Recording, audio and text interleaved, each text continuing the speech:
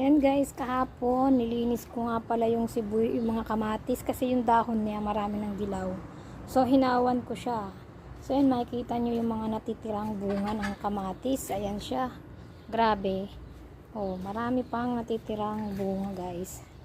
Ayan, kitang-kita nyo yung bunga niya ngayon dahil hinawan ko siya. Yung ibig sabihin ng hinawan, yung tinanggal yung mga parang mga sobra-sobrang dahon ng mga madidilaw. Ayan, tinanggal ko guys. So makikita nyo, daming bunga pa rin. Ayan, kitang-kita nyo ngayon yung bunga ng aking kamatis dahil malinis na malinis po siya ngayon. Ayan, grabe, nakakatuwa, diba? Bali yung banda dito, ito na lang konting-konting to ang hindi ko pa nalinis kasi pagod na ako guys.